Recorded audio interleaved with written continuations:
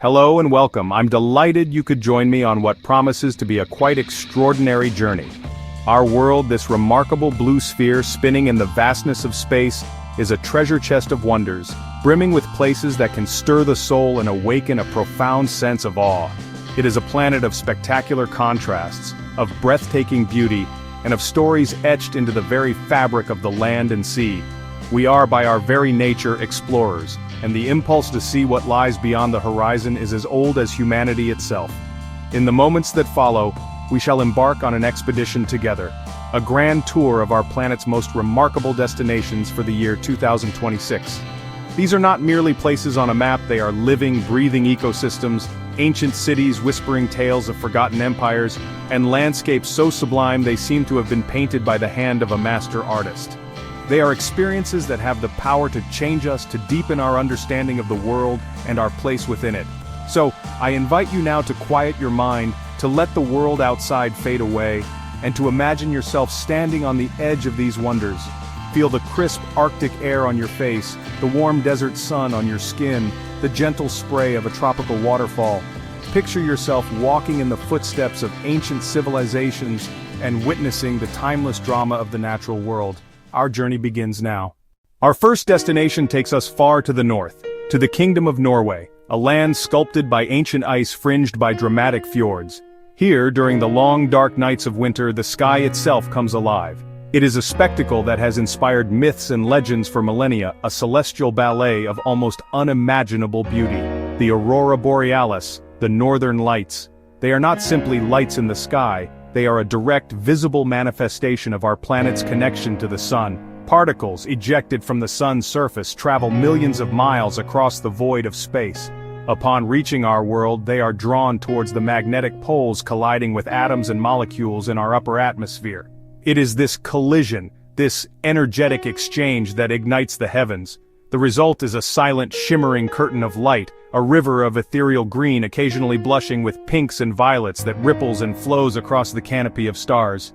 To stand beneath this display in the profound silence of a snow-covered landscape is a truly humbling experience. From the frozen north, our journey now takes us to the sun-scorched deserts of the Middle East, to the Hashemite kingdom of Jordan. Here, hidden away within a labyrinth of narrow canyons and towering sandstone cliffs, lies a ghost of a city, a place lost to the Western world for centuries. This is Petra, the rose-red city, half as old as time.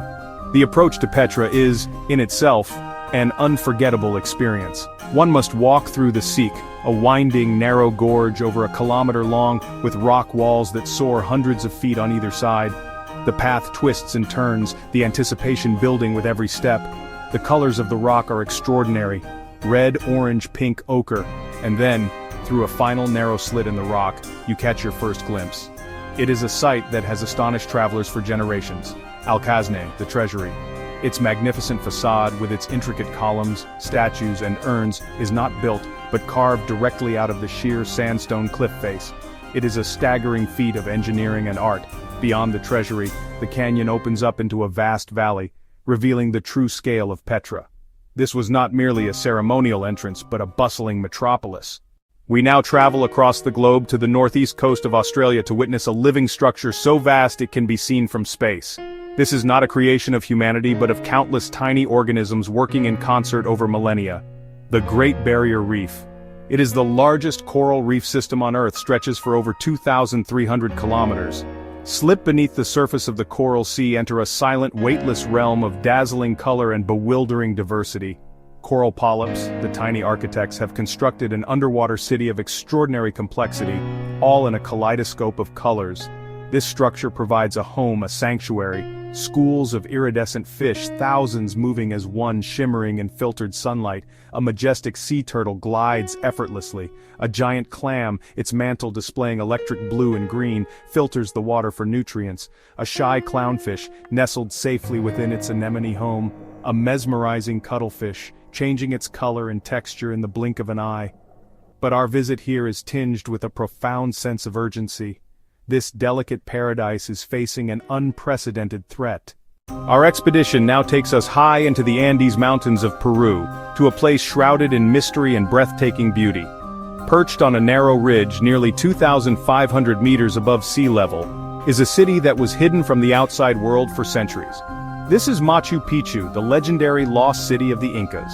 Its discovery in 1911 captured the imagination of the world, and it continues to be a place of profound spiritual power and archaeological wonder. The journey to Machu Picchu is an adventure in itself. For many, it involves a trek along the ancient Inca Trail, winding through lush cloud forests, crossing high mountain passes, and passing smaller, equally fascinating ruins. As you climb, the air thins and the landscape grows more dramatic. Anticipation builds with every step, following the footsteps of the Inca. Then you arrive. The first sight of the citadel, often wreathed in mist, is unforgettable. Time-lapse mist clears to reveal a sprawling complex, polished stone walls, terraces cascading down the mountainside, and temples aligned with the heavens. The audacity of its location is staggering. How and why did the Incas build this here? The question lingers among the silent stones. Here you feel suspended between earth and sky, where human genius meets raw nature. We now leave the mountains of South America and set our course for the sun-drenched Aegean Sea. Here, a crescent-shaped island rises dramatically from the deep blue waters. This is Santorini, a place born from one of the most violent volcanic eruptions in recorded history. What that cataclysm left behind is a landscape of such stark and startling beauty that it has become an icon of the Greek islands. The island is, in fact, the rim of a massive submerged volcanic caldera, Fira Oya. The view from these towns is simply breathtaking. A vast expanse of impossibly blue water fills the caldera, with the smaller islands of Thracia and Nea Kameni at its center. What makes Santorini so visually iconic is its unique architecture, whitewashed cubiform houses interspersed with brilliant blue-domed Orthodox churches. The narrow, winding alleyways paved with stone create a delightful maze to explore, with white walls and blue doors, and vibrant pink bougainvillea flowers spilling over a courtyard. Life here seems to move at a slower, more deliberate pace. Days can be spent exploring the charming villages, discovering hidden art galleries, or simply sitting at a cliffside cafe, sipping a coffee and gazing out at the magnificent view. But Santorini is perhaps most famous for one daily spectacle: its sunset. The sun, a perfect orb of molten gold, begins its slow descent towards the horizon. It bathes the white buildings in a warm, honeyed light, casting long shadows and turning the sky into a canvas of fiery orange, soft pink, and deep purple. Our journey now takes us to the North American continent, to the heart of the majestic Canadian Rockies. This is Banff National Park, Canada's first and most famous national park. It is a vast wilderness of staggering proportions, a landscape of soaring snow-capped peaks, immense glaciers, alpine meadows bursting with wildflowers. But perhaps its most defining feature is the extraordinary color of its lakes. Here, water takes on a quality that seems almost unreal. Moraine Lake, Lake Louise are filled with glacial meltwater. This water carries with it fine rock flour and particles of silt that reflect and refract sunlight, making the lakes glow an intense, opaque turquoise hue. The color changes with the seasons and the time of day, but it is always breathtaking. To stand on the shore of Moraine Lake with the 10 dramatic peaks of the Veintiemna Range reflected perfectly in its impossibly blue surface is to feel as though you have stepped into a painting. The scale of the landscape is humbling. The mountains are not just a backdrop, they are a powerful, ever-present force, their jagged silhouettes dominating the skyline in every direction. The park is a haven for wildlife. A drive along the Icefields Parkway, a road that winds its way through the heart of the park, often yields remarkable sightings. Simply being here, breathing in the crisp mountain air, and immersing oneself in the sheer grandeur of the scenery is a powerful experience. It is a place that reconnects you with the wild, untamed spirit of nature. We now travel to the Far East, to the island nation of Japan, to a city that was once its imperial capital for over 1,000 years. This is Kyoto, a city that stands as the cultural and spiritual heart of the country. While Tokyo hurtles towards the future, Kyoto offers a graceful and profound connection to Japan's past. Exquisite temples, serene gardens, timeless traditions. To visit Kyoto is to step into a world of refined beauty and quiet contemplation. There is Kinkaku-ji, the Golden Pavilion, its top 2 floors completely covered in gold leaf, shimmering in its reflection in the surrounding pond. It is a breathtaking sight, a perfect fusion of architecture and nature that seems to float between worlds. Then there is Fushimi Inari Taisha, a shrine famous for its thousands of vibrant red torii gates. These gates form a network of tunnels that wind their way up a mountainside. Walking through them is a surreal, almost hypnotic experience, as the sunlight filters through the gaps, creating a mesmerizing pattern of light and shadow. The rock garden at Ryuanji, with its 15 stones arranged in a sea of raked white gravel, is a masterclass in Zen minimalism. Perhaps the most magical time to visit Kyoto is in the spring, during the season of sakura, or cherry blossoms. For a fleeting period of about 2 weeks, the city is transformed. People gather in parks and along canals for hanami, or flower viewing parties. It is a time of celebration, but also a poignant reminder of the transient, ephemeral nature of life and beauty. Wandering through the old district of Gion, with its traditional wooden machiya houses, you might be lucky enough to catch a glimpse of a maiko or a geiko. Kyoto is a city that reveals its charms slowly. Our journey now returns to the continent of our origins, to Africa, to one of the greatest wildlife spectacles on Earth. We are in northern Tanzania, on the vast sun-drenched plains of the Serengeti. The name itself, derived from the Maasai language, means endless plains, and it is honestly a fitting description. This is a landscape that stretches to the horizon in every direction, a vast sea of grass punctuated by acacia trees, rocky outcrops known as kopjes. The Serengeti is synonymous with one of the planet's last great animal migrations. Every year, driven by the ancient rhythm of the seasons and the search for fresh grazing, more than 1.5 million wildebeest, hundreds of thousands of zebra, gazelle embark on a perilous circular journey of over 1,000 kilometers. It is a relentless, dramatic procession of life and death, a pilgrimage on an epic scale. To witness the migration is to be overwhelmed by the sheer number of animals. The plains are filled to capacity, a moving river of life that churns up the dust and fills the air with a constant chorus of grunts and brays. The scale is almost impossible for the mind to fully grasp. This is nature in its rawest, most untamed form, and where the great herds go, the predators follow. The Serengeti is home to one of the largest concentrations of predators in Africa. Lions, the undisputed kings of this domain, can often be seen resting in the shade of an acacia tree, their golden coats blending perfectly with the dry grass.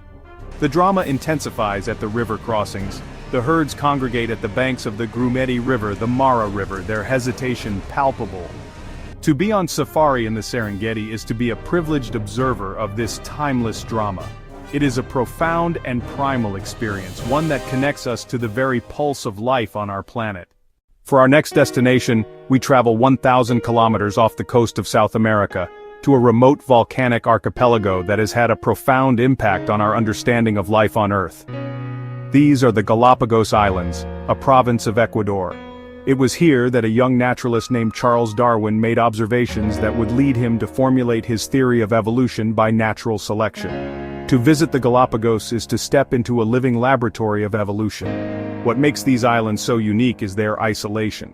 Life arrived here by chance, carried on ocean currents blown by the wind attached to floating debris. Once here, these pioneering species evolved in isolation, adapting over millions of years to the specific conditions of each individual island. The result is a collection of creatures found nowhere else on the planet, animals that show a remarkable and often baffling lack of fear towards humans. Here, you can swim with playful sea lions that will dart and spiral around you like underwater acrobats. You can watch the famous Galapagos giant tortoises, ancient slow-moving behemoths that can live for over a century, lumbering through the highlands. On the shorelines, marine iguanas, the world's only sea-going lizards, cluster together in great black masses, basking on the volcanic rock and sneezing out excess salt from their glands. The bird life is equally extraordinary. The blue-footed booby performs its comical high-stepping courtship dance, proudly showing off its dazzlingly bright blue feet. And of course, there are Darwin's finches, the small, unassuming birds whose variations in beak shape from island to island provided a crucial piece of the evolutionary puzzle. To visit the Galapagos is to be granted a rare privilege. Access is strictly controlled to protect this fragile and unique ecosystem. A journey back in time to witness the very processes of life's incredible story unfolding before your eyes. For our final destination, we return to the North Atlantic, to an island forged by the raw, elemental forces of fire. This is Iceland, a geologically young land still being shaped by volcanoes and glaciers. The Golden Circle encapsulates the dramatic nature of the country. It is a journey through a landscape that feels alive. Thingvellir National Park, a place of geological and historical significance. North American Plate, Eurasian Plate, a dramatic rift valley. You can literally walk between two continents. It was also the site of Iceland's first parliament, the Althing, founded in 930 AD. From the quiet grandeur of Thingvellir, the journey continues to the Geysir geothermal area. The air here is thick with the smell of sulfur, and the ground steams and bubbles. While the Great Geysir itself is largely dormant, its neighbor Strokkur puts on a reliable show. Every few minutes, a superheated dome of turquoise water forms, swells, and erupts with astonishing force. The final jewel in the Golden Circle's crown is Gullfoss, the Golden Falls. Here, the Hvaita River, fed by Iceland's second-largest glacier, plunges in two massive stages into a rugged canyon. The sheer volume and power of the water is immense. On a sunny day, the spray creates a constant rainbow. In winter, the falls are partially frozen, adorned with intricate sculptures of ice. The journey between these three wonders is just as captivating. You travel through moss-covered lava fields, you pass herds of sturdy Icelandic horses with their unique flowing manes. You see steam vents rising from distant hillsides. You see volcanic craters that scar the land. The Golden Circle is more than just a tourist route. It is a compact and powerful lesson in geology. It demonstrates the immense power that lies just beneath our feet. It is a fittingly dramatic conclusion to our journey around the world. And so, our global expedition for 2026 comes to a close. We have journeyed from the celestial lights of the Arctic to the endless plains of the Serengeti, from cities carved in rock to islands that changed the course of science. Each destination, a unique chapter in the magnificent story of our planet. These are but a handful of the wonders that await. The impulse to explore, to see, to understand, is a vital part of what makes us human. Perhaps this journey has ignited a spark within you, a desire to see one of these remarkable places with your own eyes. The world is a book, and those who do not travel read only one page. I encourage you to turn the page, to start dreaming, and to begin planning your own adventures for 2026. Let these stories be the start of your own story. Which of these destinations has captured your imagination the most? I would be fascinated to read your thoughts in the comments below. Thank you for joining me on this exploration of our incredible planet. Until we meet again, may your travels be filled with wonder and discovery.